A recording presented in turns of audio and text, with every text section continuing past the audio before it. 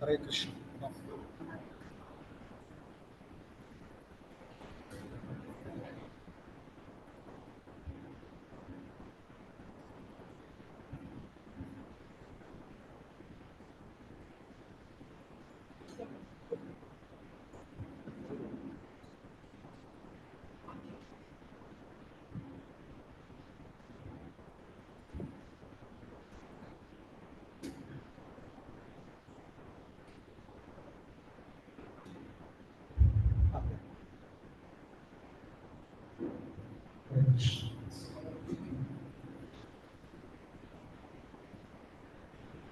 Om Namo Bhagavate Vasudevaya. Om Namo Bhagavate Vasudevaya. Om Namo Bhagavate Vasudevaya. Om Namo Bhagavate Vasudevaya. Om Namo Vasudevaya. Om Namo Bhagavate Vasudevaya. Om Namo Narasimha Chakshuram Vivetam Narasimha Gandharvika Giridhari Mandir Sri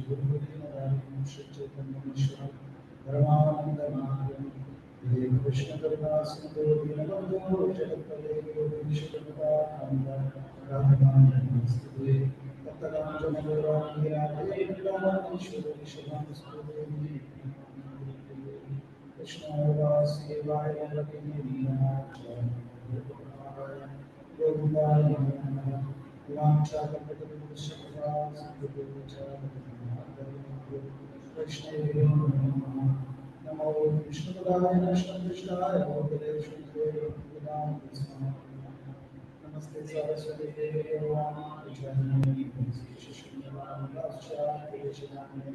Jai Sri Krishna Chaitanya Prabhu Nityananda Sri Advaita Hare Krishna Krishna Krishna Hare Hare Hare Rama Rama Hare Hare Krishna Krishna Krishna Hare Hare Hare Rama Rama Hare Krishna Krishna Krishna Hare Hare Hare Rama Rama Hare Jai Shri Gandharvika Giridhari Jai Shri Swami Jai Jai Shri Guru Jai Guru Maharaj Jai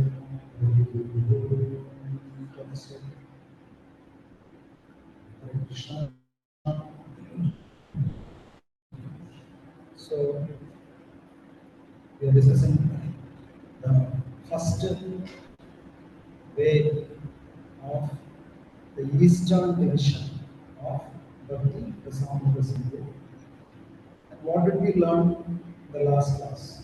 Do you remember anything? Mangalacharan. So what is Mangalacharan? Why is it done?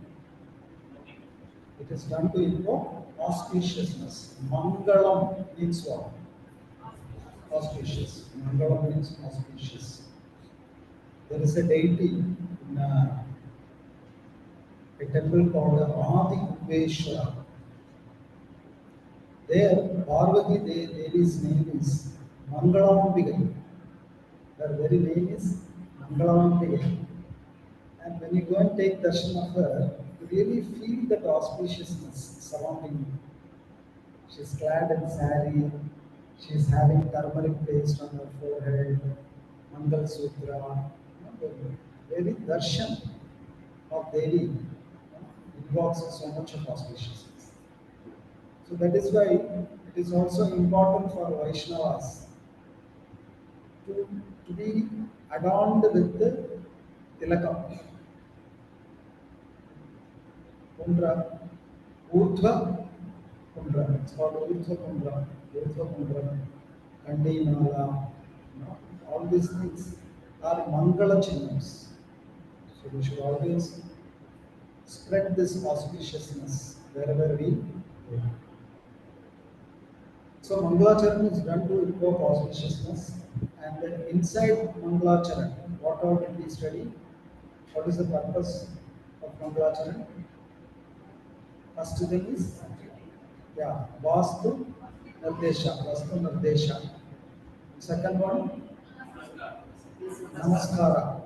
So, Rupa Goswami is offering Namaskara to how many people? Three. Who are they? Chaitanya Deva, Chaitanya Vandana, Guru Vandana, Vaishnava. Then what is the next aspect of Mangalacharan? Ashirvada. So what Ashirvada Rupa Goswami is giving?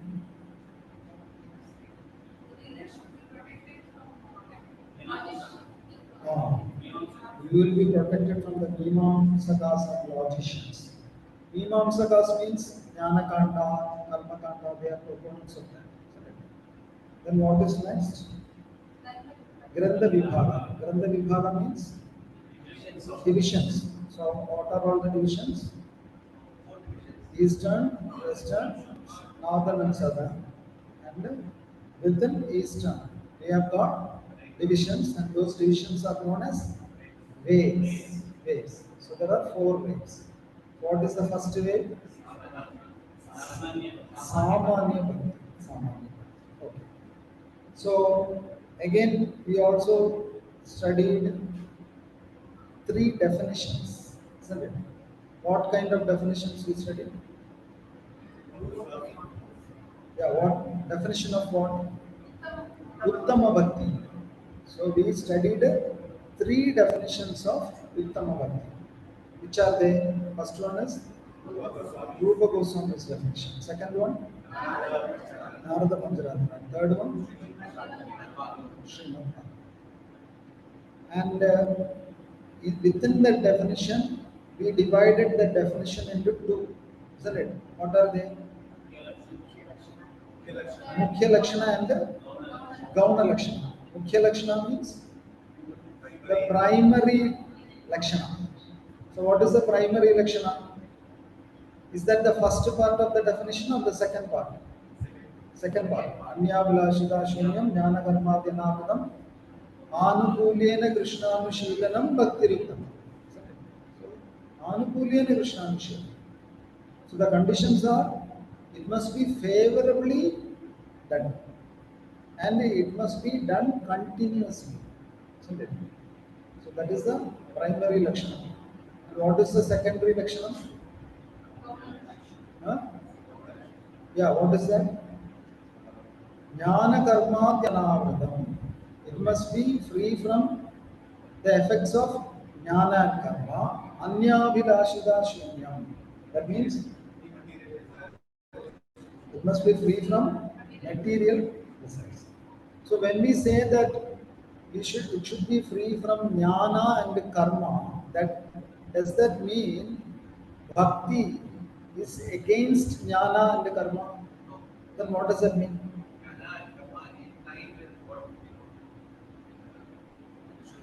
In line with the development of bhakti. That jnana is okay, which will help you to increase your bhakti.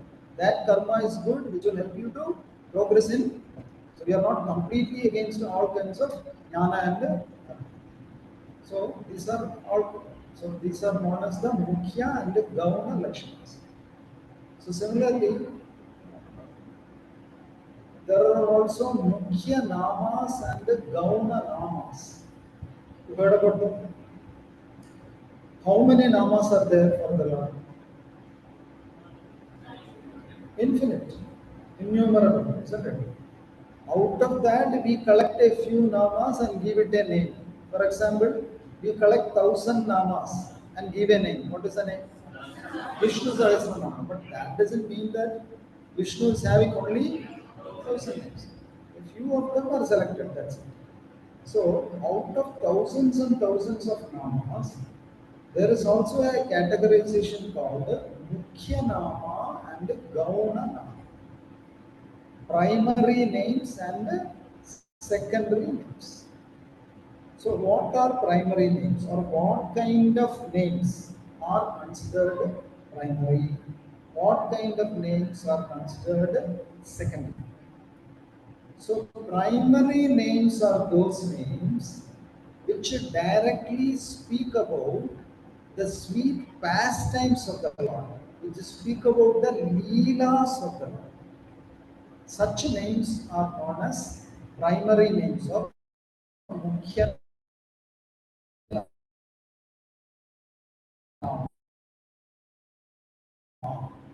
Can you think of why it is a primary name? Any other example? Giridhari, because it is discussing Govardhan Dharma. Then Mahaprabhu,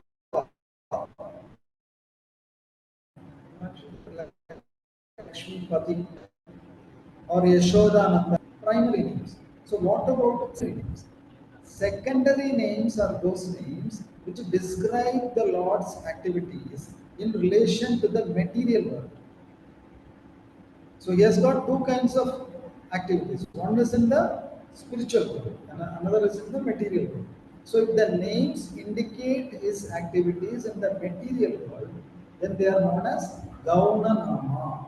Can you give example? Jagatpati or Jagannath or Srishtikarta, uh, Sarveshwara, Paramatma, Jagadishwara. These are all Gauna Namas because they describe the Lord's activities in relation to the material. Now, Bhaktivinoda Thakur is coming up with a third category. Do you know what is that? Is there a third category? The third category is known as Madhurya Nama. Madhurya Nama. So Bhaktivinoda Thakur is saying the most prominent Madhurya Nama is Hare Krishna, Krishna Krishna, Hare Hare, Hare Rama, Rama Rama, Hare Hare. Because it is indicating the topmost rasa, the spiritual. Krishna means is all attractive one. He attracts all the gopis. He attracts Srimati Radharani. And Rama means Radhika Ramana Rama. He is the attractor of Radhika Radharani. So Bhaktivinoda Thakur is saying Hare Krishna Mahamantra is a Madhurya Nama. So how fortunate we are. We are able to chant the topmost Nama, the Madhurya Nama every day. All glories to Shiva. Okay. So now today we go to the next section, that is the 6 qualities of Uttama Bhakti. We have already defined what is Uttama Bhakti. Now we will examine what are the 6 qualities of Uttama Bhakti. Or we can also say what are the 6 benefits of Uttama Bhakti. The first quality is Kleshagni. Kleshagni. You will find all these terms in your textbook. So please keep reading your textbook. Okay. So Kleshagni. What is Klesha? Klesha means misery, suffering. How many types of kleshas are there? Huh? 3. Trivida kleshas. What are they? Adi Bhaudika, Adi Devika, Adhyatmika. What is Adi Bhaudika klesha? By the entities around us, isn't it? When a mosquito bites you, what kind of klesha you are undergoing? Adi Bhaudika. What is Adi Devika? Or from the demigods, heavy rain. That is Adi Devika. What is Adhyatmika? From our own mind, body, then it is Adhyatmika. So these are all the Trivida kleshas. So kleshagni means Uttama Bhakti will destroy all these kleshas. That is the first quality of Uttama Bhakti. When you practice Uttama Bhakti, the first benefit that you experience is your sufferings will come to an end. You will no longer experience suffering. But does that mean we will leave our body and go back to Godhead? No. Even when you are in this material world, if you are able to practice Uttama Bhakti, you can be free of your sufferings. How is it possible? By elevating your consciousness.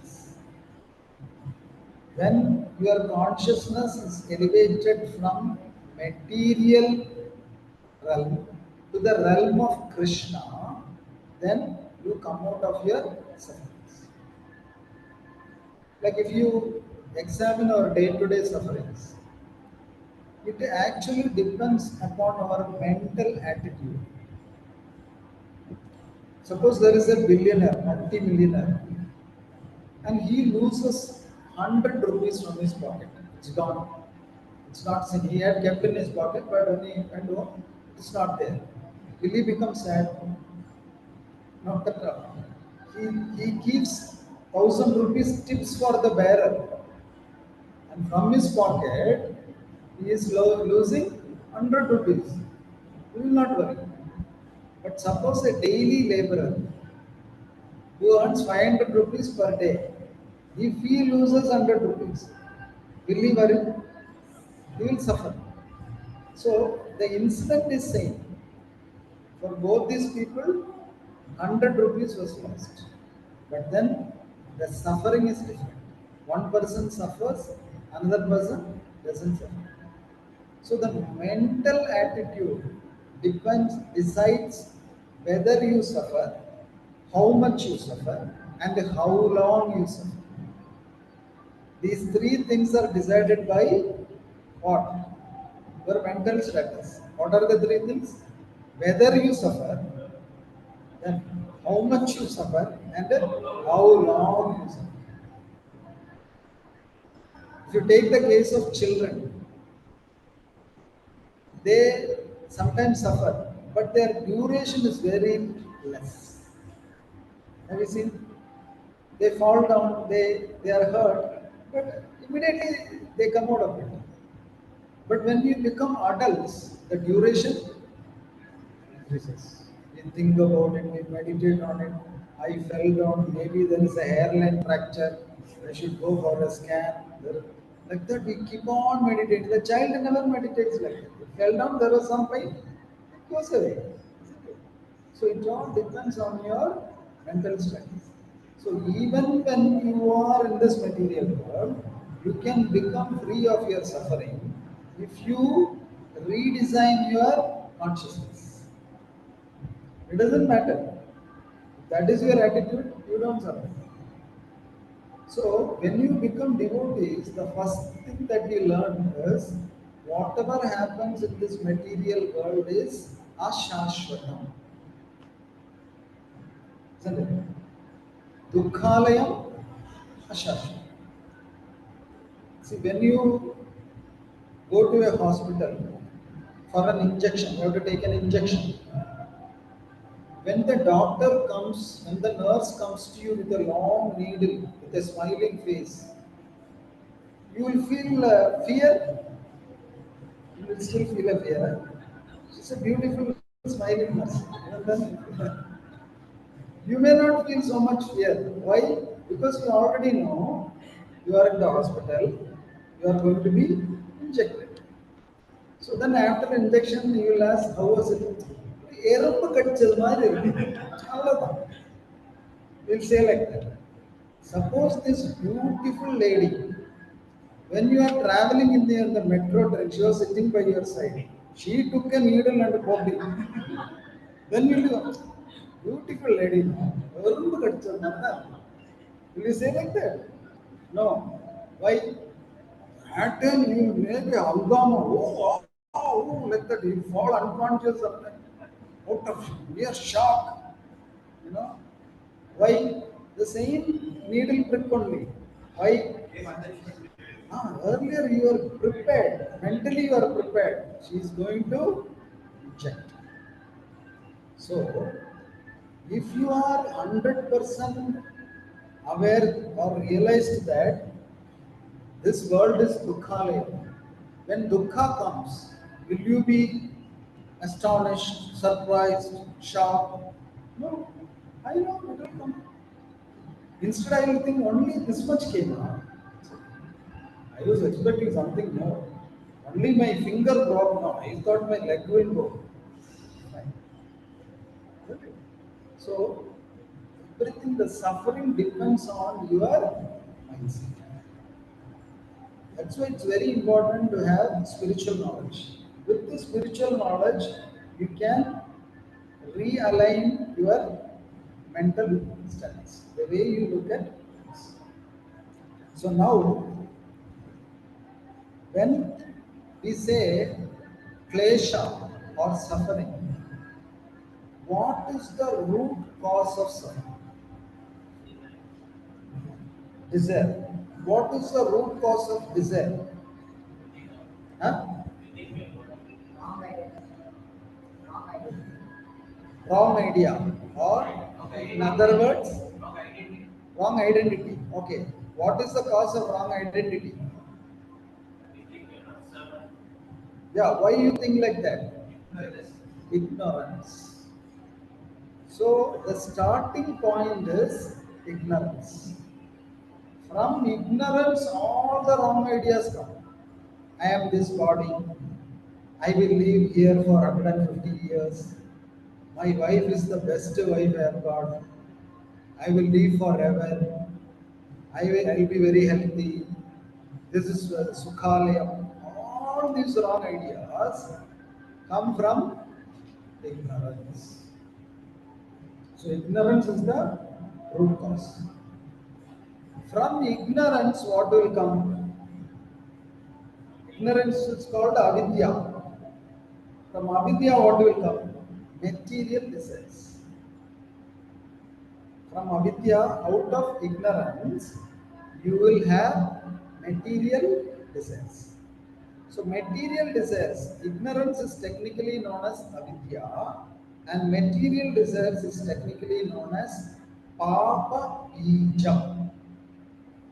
Papa bijam. Bijam means what? Seed. Why is it known as seed? Why is it known as Papa Bijam? Because very soon from that seed, what will sprout out? Papam will sprout out. Isn't it? From an orange seed, orange will only come out. From a mango seed, mango will only come out. So similarly, from a Papa Bijam, Papa seed, what will come out? Papa will come out. So ignorance or avidya is the root cause. From avidya, we will get material desires, which is known as papa bijam. And from material desires, we will get the papa, sinful reaction. From sinful reaction, what you will get? Klesham. From sinful reaction, you will get klesham, suffering. Isn't it? So we are trying to trace out the root cause of suffering. So the starting point is avidya or ignorance. From ignorance, what we will get? Material desires or papa bijam. From papa bijam, what we will get? Papam, sinful reaction. From papam, what we will get? Clash. Okay. So when we, to give you an example, where do the plants come from? The plants come from rain. Since there is rain, the plants come. Where do the rain comes from? The rain comes from the clouds. And where does the cloud come from? Cloud comes from the ocean. So like this, we are trying to trace out the origin of klesha. So if you need to put an end to your suffering, should you destroy Papa Bijam, Papa or Avidya? Ah, that is an important one. It is like if there is a thorny tree coming up in your courtyard, if you simply cut down the branches, it won't help. You have to cut the root, you have to uproot it. So, when you do prayaschittam or pariharam for your sufferings, you go to an astrologer, I have a lot of problems in my life, what to do? He will recommend some prayaschittam or parihara kriya. But then when you do prayaschittam or parihara, it is equivalent to cutting the branches. It will again spoil. So the permanent solution is what? You cut away ignorance. Avidya needs to be destroyed. How can avidya be destroyed? Jnana divena aswada. Only through the light of knowledge. And that is the first quality of Uttama Bhakti. Uttama Bhakti removes your avidya. By removing avidya, you become free from what? Klesha. So that is first Uttama Bhakti. The first quality of Uttama Bhakti. Now here Rupa Goswami is also discussing a little more about the Papam. Papam is of two types. One is aprarabdham and another is prarabdham. Two types of papam. One is aprarabdham, another is prarabdham. Aprarabdham means which is unmanifest. Prarabdham means which is already manifest. Okay, so papam is of two types. Aprarabdham and prarabdham.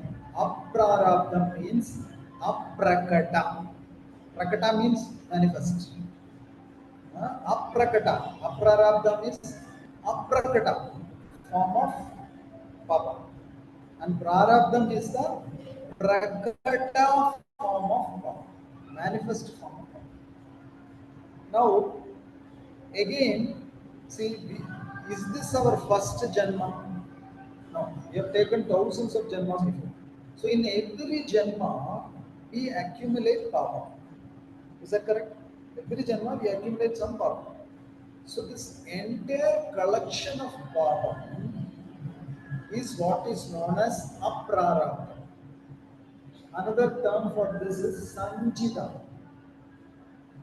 So what is sanjidam? Sanjidam is the sum total of all the sinful reactions that we have accumulated over many janmas. Sanjidam, in fact, will have not only papam, it will also have punyam also. But now we are focusing on papam.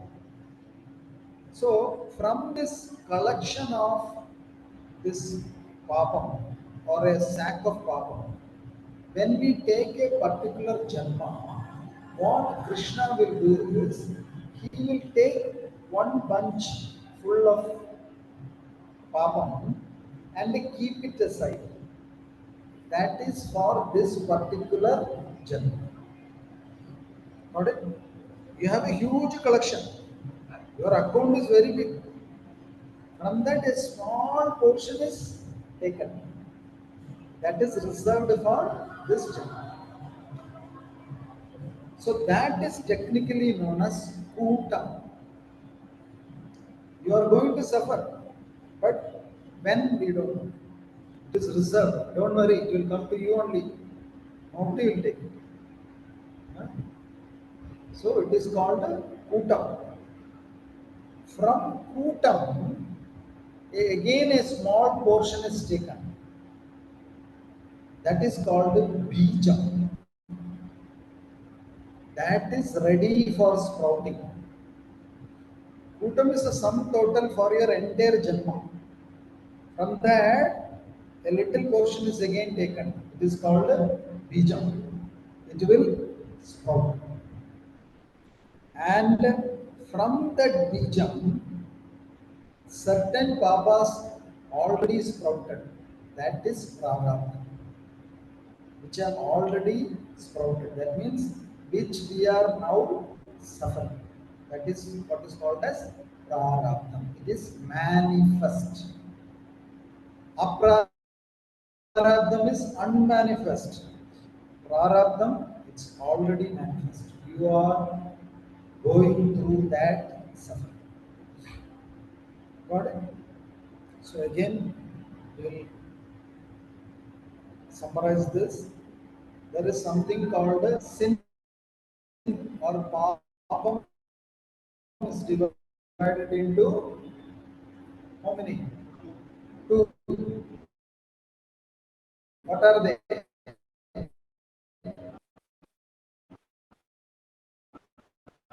Prarabdham and manifest. What is prarabdham? What is being done? Aprarabdham is a question of all the janmas. From that, a certain portion is earmarked.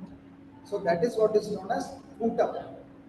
From that, again, a small portion is taken. That is called Bija, because it is ready to sprout. And again, there is another portion which is already sprouted. That is known as. So these are all the divisions of Papa. Now, when we practice Uttama Bhakti,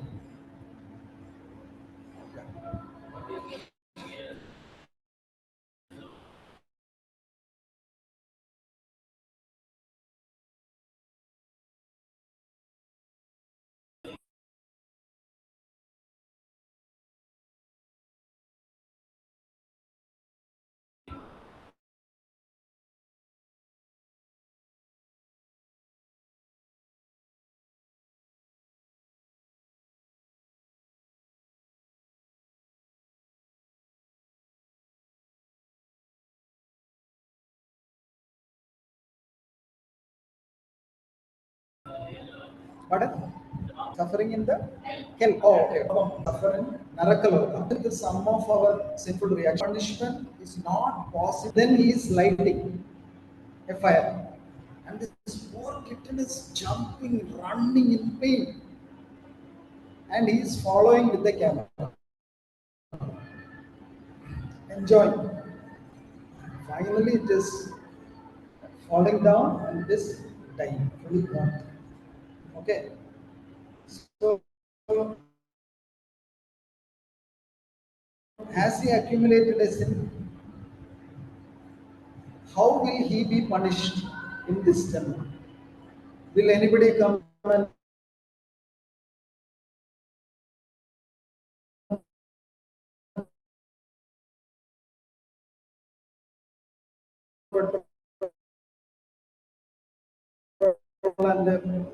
follow it behind the camera? It's not in a plane crash.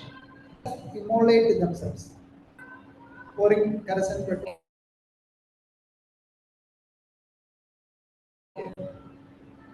But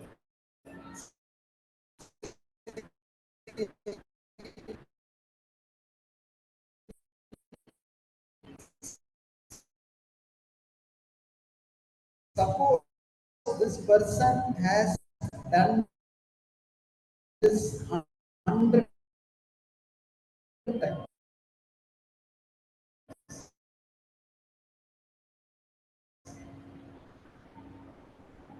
then how will he suffer?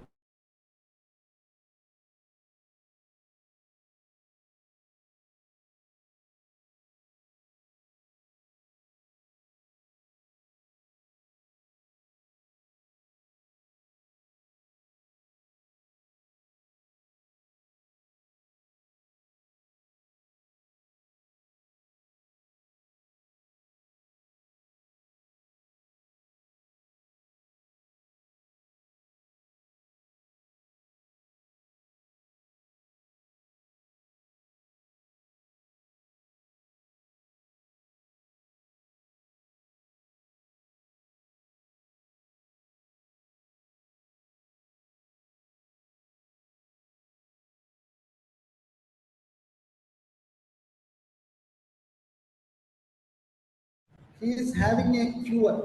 We call it a cure, right? Cure? Yeah. So inside the cure, there are many arrows. Okay. So there are arrows inside the cure. Out of that many number of arrows, this warrior is taking one arrow and he is already put that on his bow. He's aiming. He's taking an aim. So any time that arrow will be released. So this is the second arrow. But just a moment back, he already released one arrow. So that arrow is already on its path to hit the target. So how many arrows are there? Three types. First type of arrow, there it is. It's in the quiver. Second type of arrow, already in the bow. Third type of arrow, it's already released. Now can you connect? How? What is what? Sanjidam is in the quiver, isn't it? Or we can call it a kutam. Kutam is in the quiver. Then Bijam is on the bow. And what is Prarabdham? Already released. Isn't it? So, when we say Uttama Bhakti will destroy our klesham, our papa, out of these three, which will be destroyed? Will Uttama Bhakti destroy Kutam, or will it destroy Bijam, or will it destroy Prarabdham? Okay, Sanchidam is another category. That is a sum total of everything from all the janmas. So, which type of pabam will be destroyed by practicing Uttama? Prarabdha is already on the way. Ah, They reduce the impact. ah, We are practicing okay, okay. Bhutan and Bijam Hmm. can be destroyed. It can be destroyed. Any other opinions on this? When we practice bhakti, Bhutam will be destroyed first. Ah, then Bijam and Prarabdha. If Bhutan is destroyed, Bijam will not be there. No, already there is Bijam. Already there is Prarabdha. The impact of Prarabdha will be destroyed. So what about Kuta and Bijam? That was little doubtful. Huh? Maybe we don't know Krishna. What is his mood here? In this country, I think we do this country are already in the shelter of Ah, all the prarabdhas, anarthas will go. ah, And whatever it is already there, like prarabdha, it is already there, but it is how we take. If the bhakti is considered, that also it comes as a blessing for us. hmm, The prarabdha will not be prarabdha. ah, So everything is yeah. So everything will be destroyed. So the question is, what about the released arrow? Okay, we can understand Kutam will be destroyed, Bijam will be, but what about the released arrow? That is what Prabhu is saying. It can also be destroyed, but in a different way. How? You will be vaccinated. One is by vaccination, another is the impact is reduced. In Malayalam, they say, കണ്ണിന് കൊള്ളേണ്ടത് പുരികത്ത് കൊണ്ടു. Did you understand? കണ്ണിന് കൊള്ളേണ്ടത് പുരികത്ത് കൊണ്ടു. That means what? You were supposed to be hit by a sharp object in your eye and you are supposed to go blind. But instead, since you are practicing bhakti, that sharp object, instead of hitting your eye, where it hit? Your eye. Even then you are injured. You got hit, but you did not become permanently blind. No, that's a great blessing, no? Otherwise, you would have become permanently blind. Now you survived with a injury on your eyebrow. Isn't it? So, your prarabdham can be dealt in two ways. One is the impact will be reduced. Another way is it will hit with full impact, but you will not feel it. Why? You are already vaccinated. It is just like going out in heavy rain with a raincoat. The rain will still fall on your body only, but you will not get wet, even though you are in the. So that Krishna will decide. And if Krishna wants, he can also retrieve the arrow. Anything is possible for Krishna, isn't it? Here think, oh, it is already released, what he can do? Krishna can retrieve it if he wants. That also he can do. Or before it hits the target, he can destroy the arrow. Isn't it? Like in Israel, they are doing it. The Iron Dome. Isn't it? The missile is already released, but this Iron Dome will destroy it in mid-air. So if an Iron Dome can do it, can not Krishna do it? So Krishna can do anything. That Krishna will decide. But you rest assured, Krishna will take care. Ma Shucha. You don't worry. I will take care. How I am going to take care, you leave it to me. You don't worry about it. Isn't it? It's like going to an expert doctor.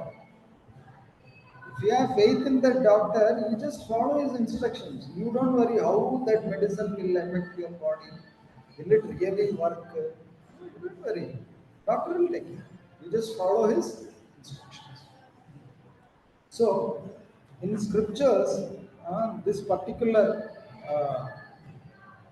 concept of destruction of Papa, it is explained by a terminology called Kamala Patra Shata Veda Nyaya.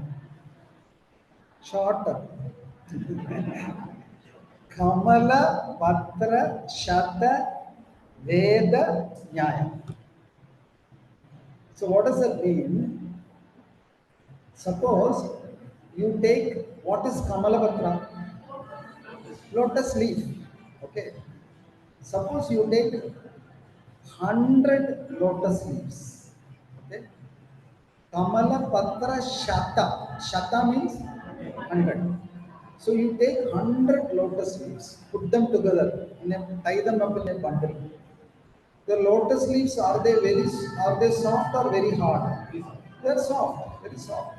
Even if you pull with one finger, it will tear, isn't it? So 100 lotus leaves are taken and they are tied into a single bundle. And you take a very long, sharp needle. Veda means to pierce. And with one poke, you pierce that bundle. So what will happen? The needle will come through the other side. Now, when was the 85th leaf pierced? When was the 85th leaf pierced? All together only. We cannot say this at 1 o'clock 87, at 2 o'clock 88. No. It were all pierced in one poke. The other side came out. But then, if you analyze it, we can still say it was all pierced one by one by one. Actually, that only happened. But for us, it looks like one poke. That's it. But technically speaking, it is one by one only. So similarly, when you practice Uttama Bhakti, all kinds of papas are destroyed. But we feel it is one by one. So if you examine that in that order, first thing that is going to be destroyed is papa. For example, if you take bath in Ganga Snan, what will happen? Immediately your sins are destroyed. If you circumambulate Tulsi Maharani, what will happen?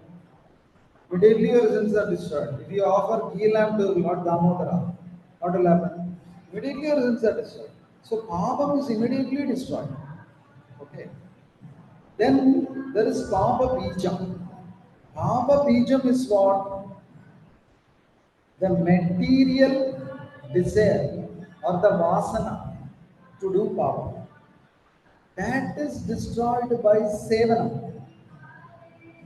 You do bhakti with the seva, devotional service, then it also gets destroyed. Why?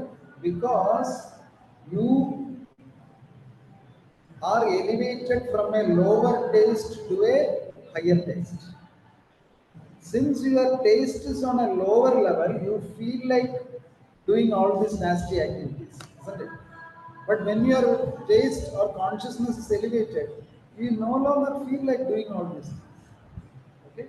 So seva purifies you, devotional service.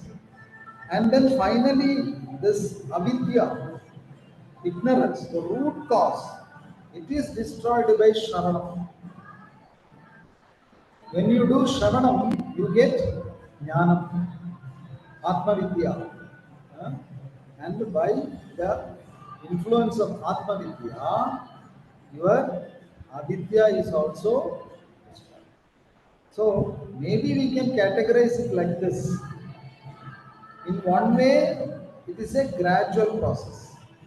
But if you look at it in another way, it's an instantaneous process. That is why they say Kamala, Patra, Dasha, Veda, Jnana. You can say it is instantaneous, you can also say one by one it was fixed. So anyway, it all happens in this very Janma. That is why you don't take birth in this material world again. That is the proof.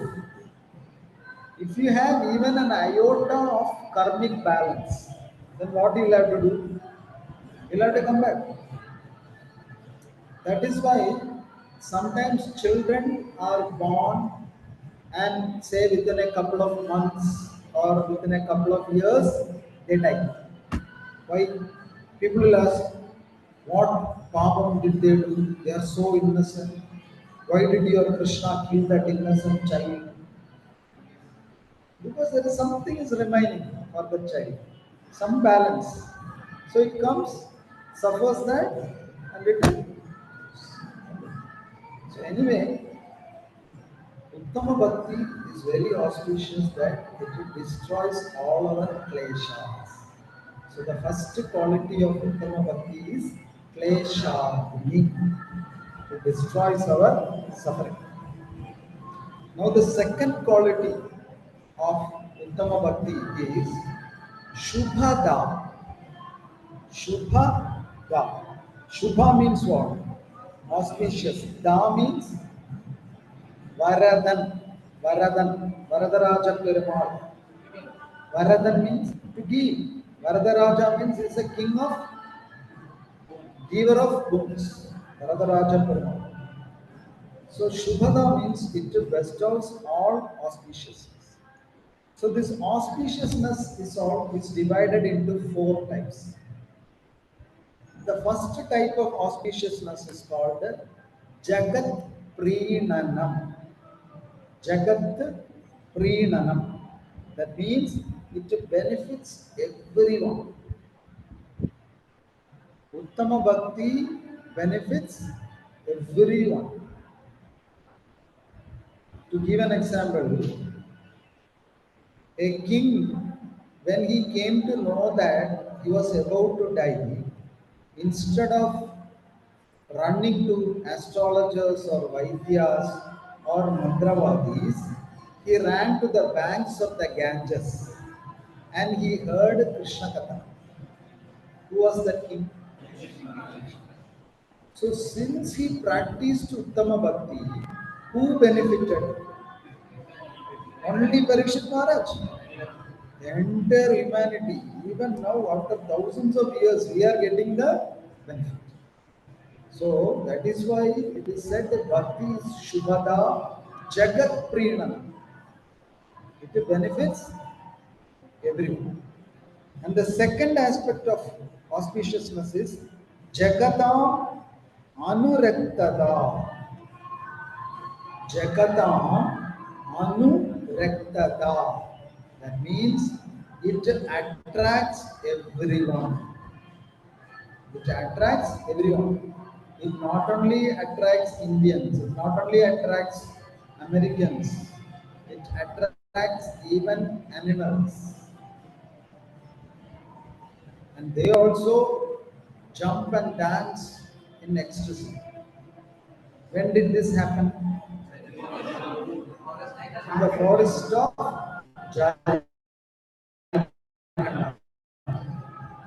When Mahaprabhu was doing Kirtan, even the animals became extinct. So Uttama Bhakti is Jagat Predanam and Jagatam Anuraktada. It attracts everyone. That is the auspiciousness of Uttama Bhakti. And the third is Sadgunadi Pradatvam. Uttama Bhakti bestows all kinds of auspicious qualities. Sad Gunadi Pradatvam. Gunadi Pradatvam. By practicing Uttama Bhakti, you get all good qualities. Can you remember an example of a person who was a very sinful person, a hunter? Yeah. What was his name? Ratnakar. He practiced bhakti, and then what happened? He immediately received all good qualities. And he became so compassionate that when another hunter shot an arrow at a bird, what he did? He gave a curse. Manishadaya Pronja Midunade Avadi Kama Mohitam. Like that he gave a curse. That is the first shloka. The first ever shloka that was made was this shloka, right? Manisha.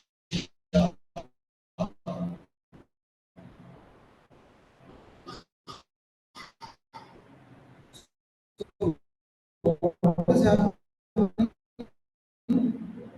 If you, but now this hundred, that is the effect of good qualities. That is Shubha. And then the fourth effect of auspiciousness is Sukha Pradatvam. Sukha Pradatvam. That means it gives superior happiness and other items. That is how the Acharyas define. Sukha Pradatvam. Sukha Pradatvam means it gives superior happiness and other items. So, what is the meaning of other items? Anything and everything which you may require to acquire Sukha. That is other items. To give an example, Kuchela. Kuchela, did he have Sukham? Yes, he had Sukham. But his wife and children did not have Sukham. So what did the Lord do? He gave other items which will make him completely Sukhadaya. Isn't it? So similarly, Chitraketu. Chitraketu was in the deepest trench of pain when his child was killed by the co-wives by poisoning the child. But then Narada Muni came and gave him Atmopadesham, and then he meditated on Sankarsana Murti, and then he was elevated to the position of a Vidyadhara. He was awarded with a Pushpaka Vimana. So he got Sukham. And later on, he also became who? An Asura, Vritrasura. And in that Janma, he went back to Godhead and he attained the topmost Sukha. So, this is the fourth aspect of auspiciousness, Shubhada. So, Shubhada means Uttama Bhakti bestows all kinds of auspiciousness. So, there are four types. First one is Jagat Priyananam. That means benefits everyone. Next one is Anuraktada. That means it attracts everyone. Third one, Satkunadi Pradatvam. That means bestows all good qualities. Fourth one is Sukha Pradatvam. It gives all kinds of sukha. So when we talk about Sukham, there are different categorizations. One categorization of Sukham is like this. The first, the lowest level of Sukham is known as Vaishayika Sukham. Vaishayika, that means from Vishaya, from sense objects. We get Sukham. Now that is one kind of Sukham. Vaishayika Sukham, material happiness. Then a second level of happiness is Brahma Sukham. Brahma Sukham is that Sukham that you experience when you realize Brahman. When you realize Krishna as Parabrahma.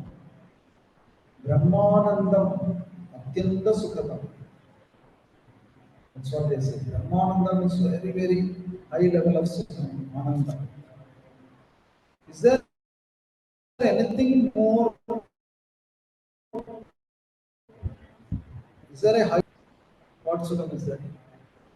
When you realize Bhagavan, then you get the topmost Sukham. It is known as Aishwaram. Aishwarya we say, no? This is called Aishwaram. So Brahman realization is very good, but the highest one is when you have Bhagavan realization. Krishna is Bhagavan. So in Bhagavatam, or Prabhupada is giving examples. It is like realizing the sun rays reaching the surface of the sun, entering the sun globe. So what are these comparisons for? You experience the sun's rays. It is equivalent to experiencing Brahma. Brahma. When you have Brahma Sakshatkaram, it is like experiencing the sun's rays. And then you reach sun, the surface of the sun. That is like Paramatma Sakshatkar. You realize Krishna as Paramatma, Antaryama. Then you enter the sun globe. That is Bhagavan realization. You realize Krishna as the Supreme Personality of Godhead, Bhagavan. So that is the topmost. So that is the second quality of Uttama Bhakti. What is the second quality of Uttama Bhakti? Shubhata. It bestows all kinds of auspicious. And the third quality is Moksha Lagudha Krita. Moksha Lagudha Krita. All these terms are in your textbook. Moksha Lagudha Krita. That means Bhakti makes liberation look very insignificant.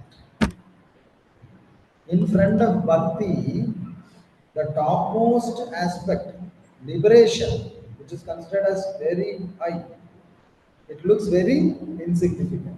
Moksha is nothing in front of Bhakti.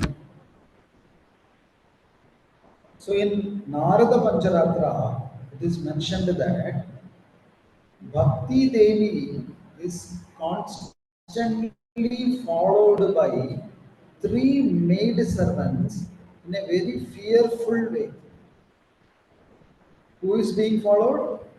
Bhakti Devi. And who are the maid servants? Siddhi, Bhukti, and Mukti. These are the three maid servants. They follow Bhakti Devi very fearfully, waiting for her orders. When should we come? Huh? So who are they? Siddhi, Bhukti, and Mukti. So what is Siddhi? All mystical powers, Mahima, Lakshma, you can become lighter, you can become heavier, you can become invisible, all those siddhis. And what is Bhukti? All material boons. And Mukti, So when Narada Pancharatra says they are maid servants to Bhakti Devi, what does that mean? Bhakti is superior.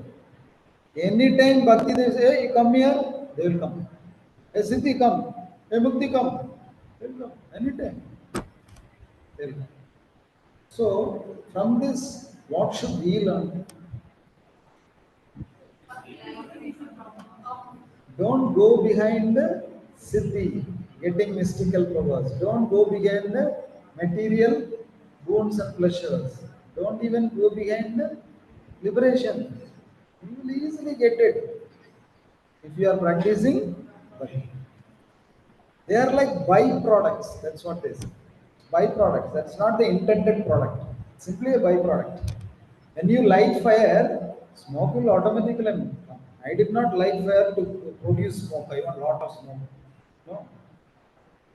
Fire was lit for cooking, for heat, or for light. But smoke automatically. So that's why in Chaitanya Charitamrita, once Mahaprabhu asked Kolavecha Sridhar, what do you want? Shall I give you moksham? Shall I make you the wealthiest person in this world? What do you want? He asked. Kolavecha Sridhar said, nothing I want. I just want Krishna. I don't want any of your other offers. Why? Because he knows very well that all those other boons are subservient to. And then the next quality of bhakti is sudurlabha. Sudurlabha. That means bhakti is rarely attained. It's very difficult to attain bhakti. Durlabham manusham janmaha. That means what? Human life is very rare. Similarly, bhakti is very, very rare. Human life is rare, but all human beings don't get bhakti. So bhakti is very, very rare. Now, even within bhakti, there are two things. One is ruchi and another is bhava. Sometimes we practice bhakti mechanically without any ruchi. Ruchi means what? Taste, or it is also known as asakti. We don't have that craving for bhakti. We just do it for the sake of doing it. We don't crave for bhakti. So sometimes people practice bhakti, but they don't get asakti. That is very rare. If we examine our own lives, we are practicing bhakti for so many years. But are we craving to chant Harinam? When will this class be over? I want to lift my Japamala and chant. This Prabhu is talking like this. I have to chant now. Do we feel like that? Because we don't have asakti. So bhakti also you may get, but within bhakti, getting asakti, it's very rare. And sometimes you may get asakti also, but you may not get the bhava.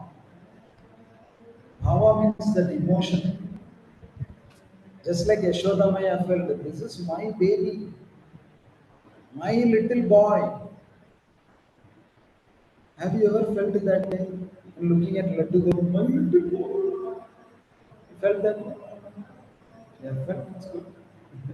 That is what is bhava. You don't feel like eating without offering to your deities. Then you feel like that is bhava. Just like you don't feel like eating without feeding your child. You are worried about the child. Did he eat? Let me feed him first. Then I eat. That is bhava. So this bhava is very, very rare. Even after practicing bhakti for many years, we may not get this bhava. So generally, they said bhakti is sudurlabha, it is very rarely attained. Sometime back, I went to one Divyadesha. So there, the pujari was there. I have been seeing this pujari for many years, the same pujari. So I remember him. Last time when I went, this Punjabi side, see there is Sandana Gopala Murti here.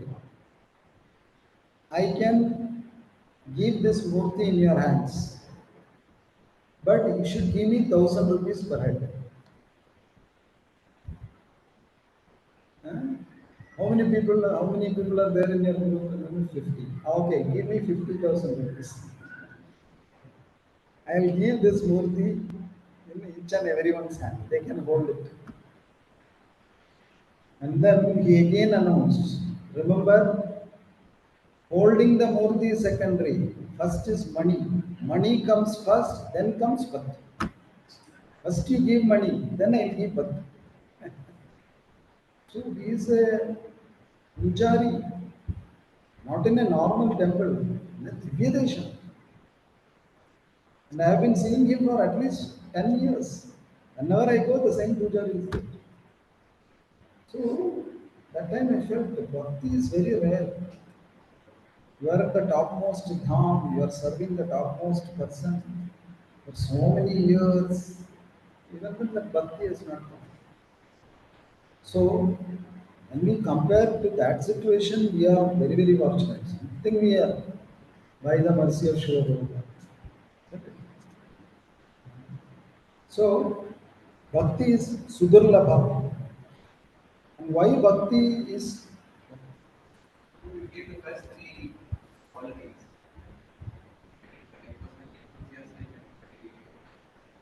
Inspiring. The fourth one very dampening. how do we go that way? Yeah, see, first of all, why Krishna has made this bhakti as durlabha?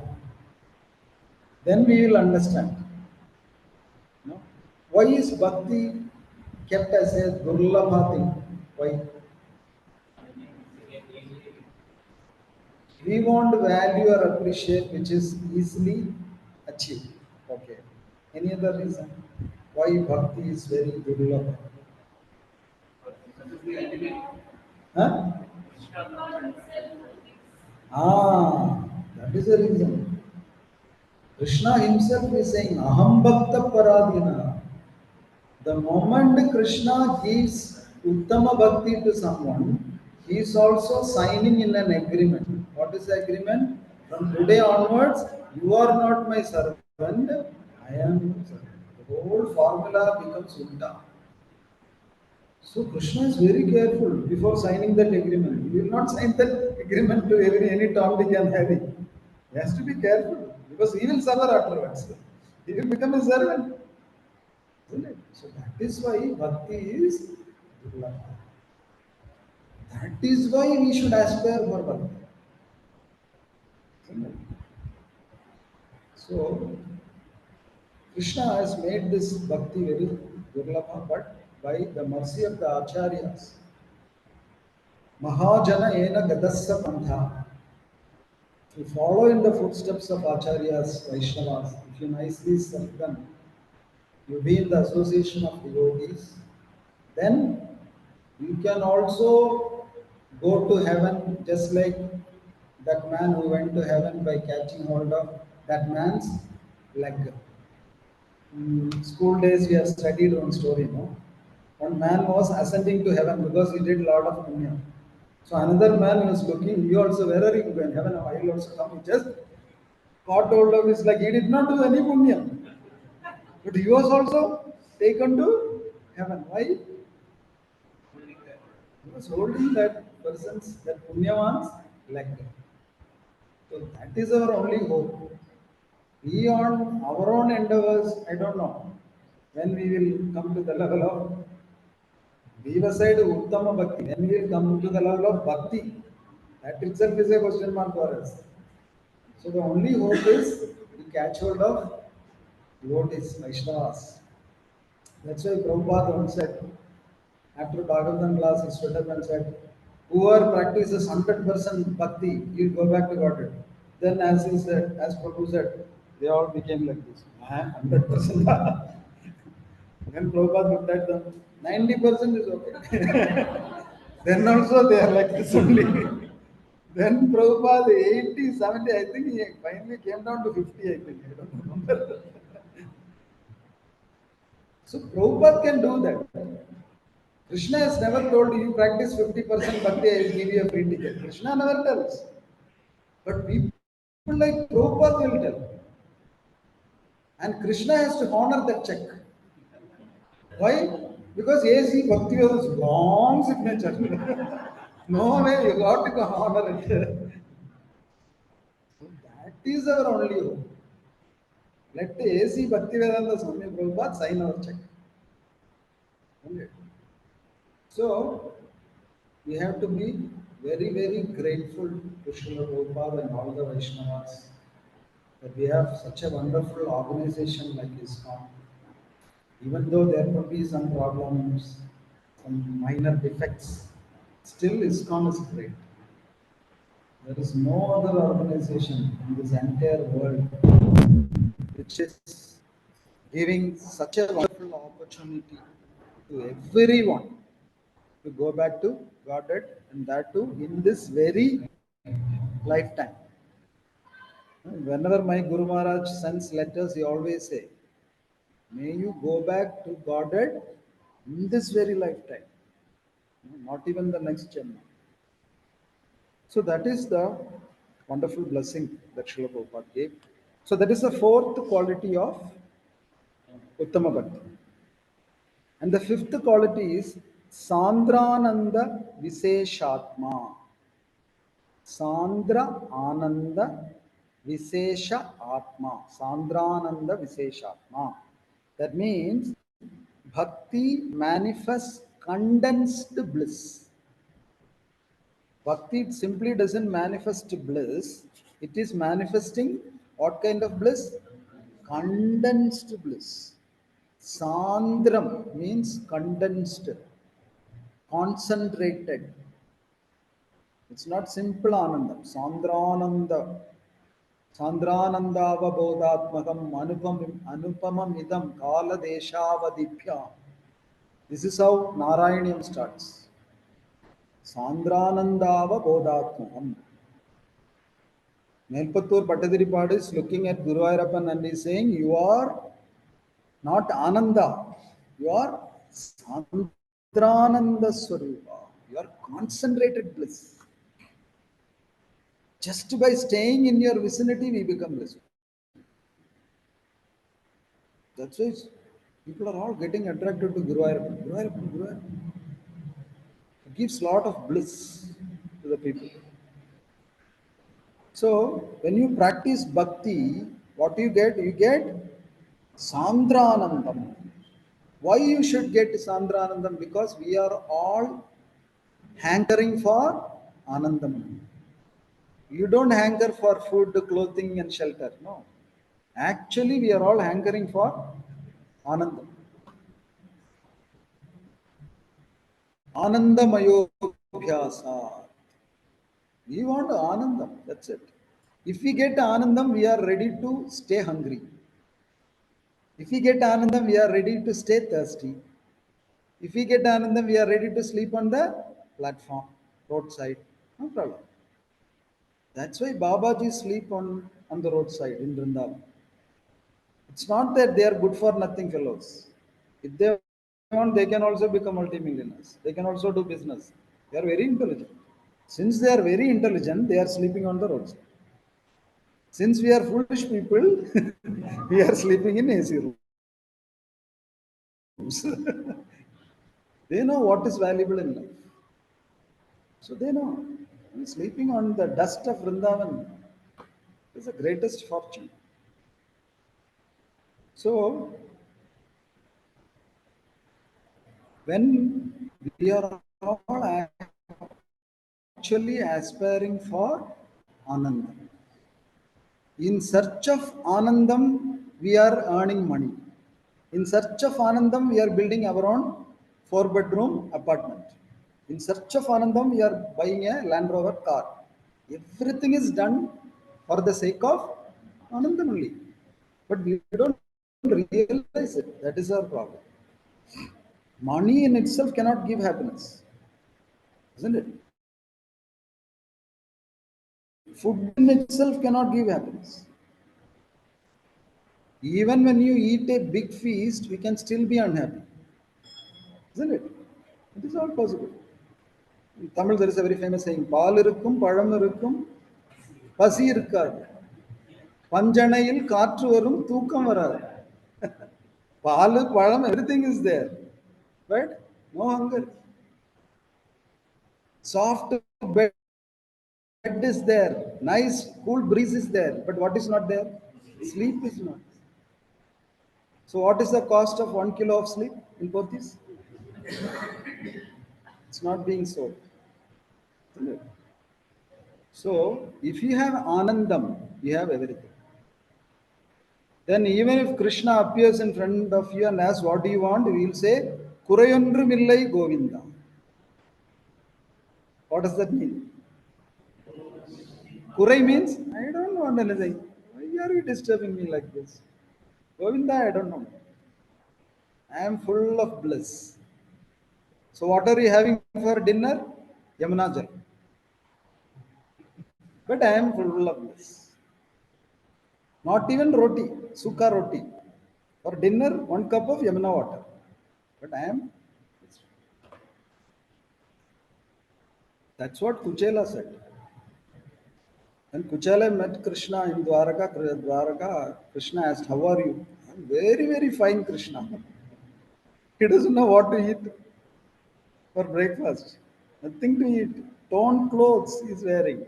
And he's saying, I'm very, very fine. But he meant it. It was not a customary reply that we give. When the Prabhuji is broken his leg and is lying on the bed in the hospital with all his leg tied, hung up, and other devotees will go and ask, Prabhuji, how are you? Fine, Mataji. What fine is that? Because we are used to give that answer. I'm very fine, very good. Again and again he fall down. So that he will be always fine.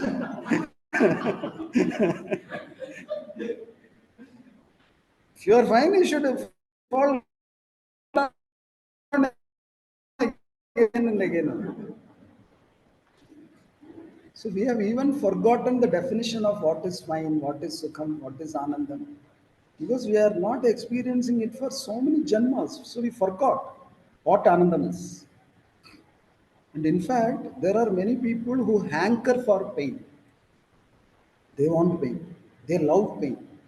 They are addicted to pain. Why? No, because they are used to getting lot of pain. If one day there is no pain, they feel very bad. Today nobody hit me. Why? Something I should do. Every day someone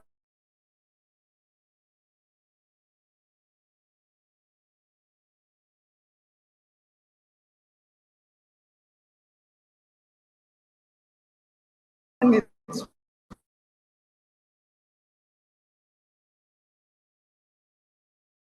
me.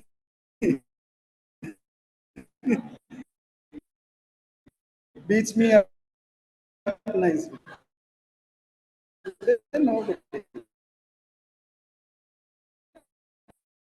Feeling very bad. Just like the fisherwoman who couldn't sleep in the house of the garland maker. It's a bad order from coming somewhere. Her basket was brought from that fish basket. So even though we are hankering for Ananda, we may not appreciate it in the beginning because we are used to pain for so many janmas. We are conditioned with the pain. In Malayalam they say, കണ്ണീരില്ലാത്ത ജീവിതം ഉപ്പില്ലാത്ത കഞ്ഞി പോലെയാണ്. You understood what it is? കണ്ണീരില്ലാത്ത ജീവിതം. A life without tears is like porridge without salt. Without salt, what taste is it? So they want pain. They want suffering.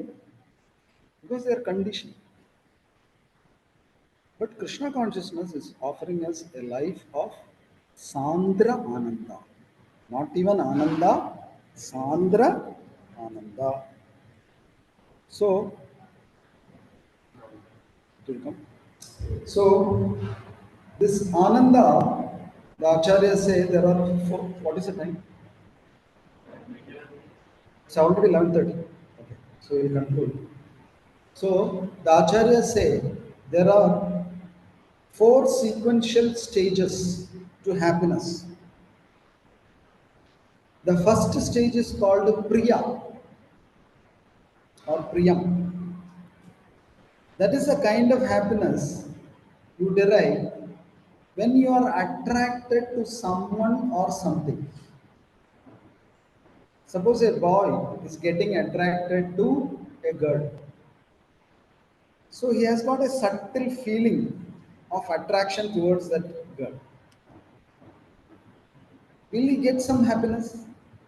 Yes, he'll get some happiness. That is called Priya. Okay. Then it will go to the next level. It is called Moda.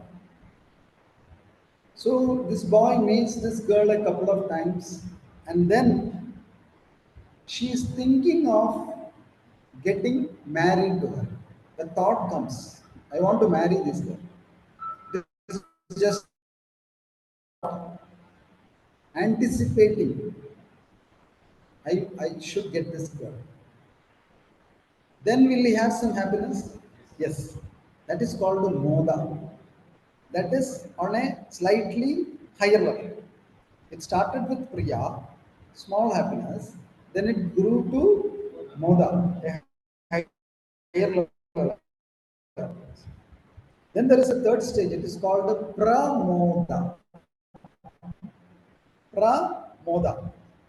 That is finally he went and proposed to her. He kneeled down with a hibiscus flower now. Rose flower, right? We don't use hibiscus for purpose. In Kerala we get hibiscus. That's right. So he plucked a rose flower and then kneeled in front of her, will you marry me? Then she said, what is your salary? Okay, then I will marry you. So the usual proposal is done. Then he will get a happiness that is called pramoda. Why? Now it is guaranteed. Klesha is guaranteed for sure. So he gets a higher level of pleasure. So that is called pramoda. Pramoda. Then the day will come when he will actually marry this girl. Marriage day.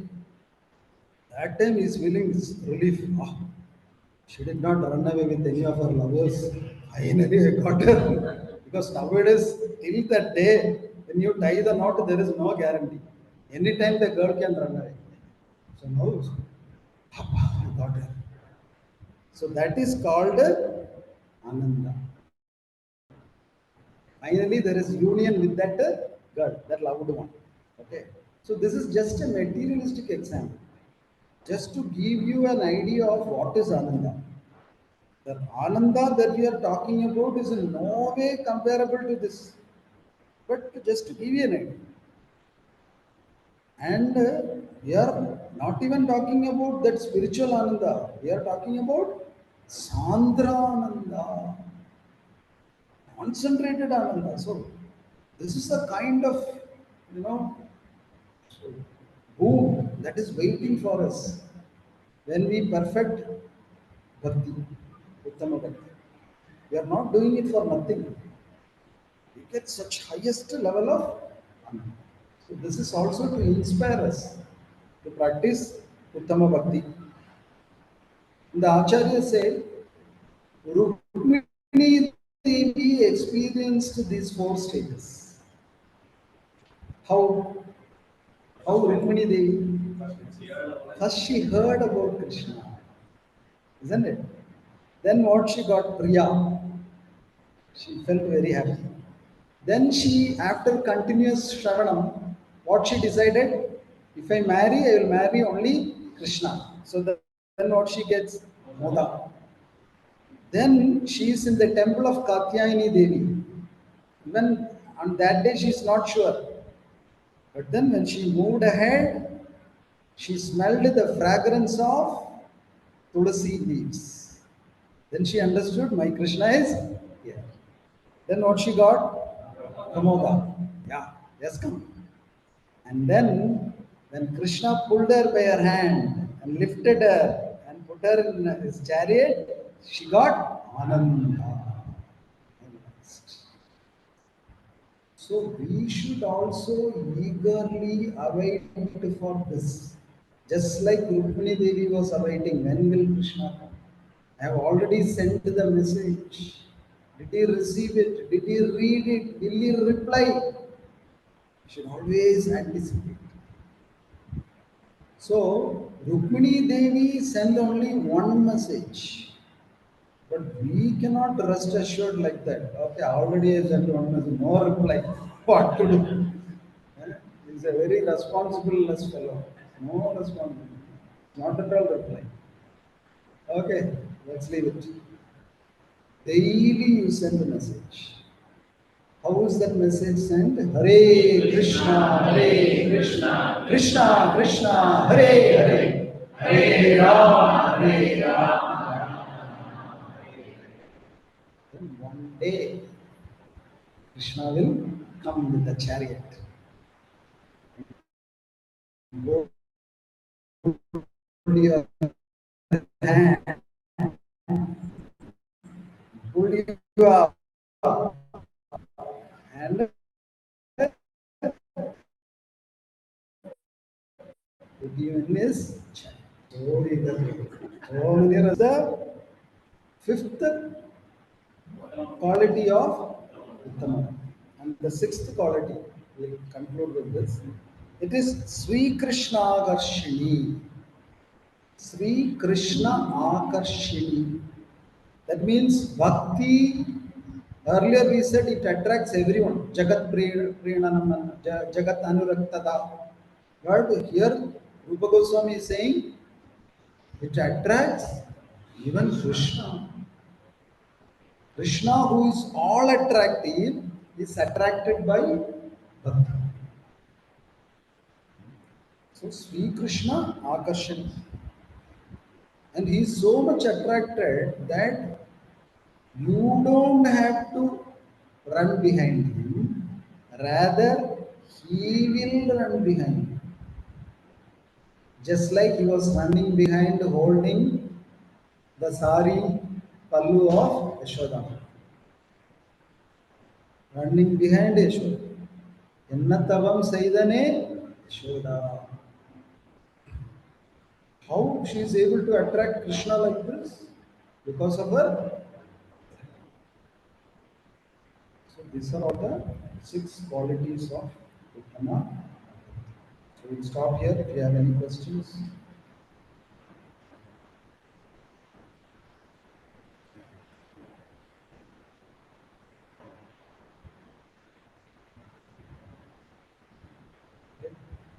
Jai Shri Rupa Goswami Bhagavad Gita, Jai Shri Rupa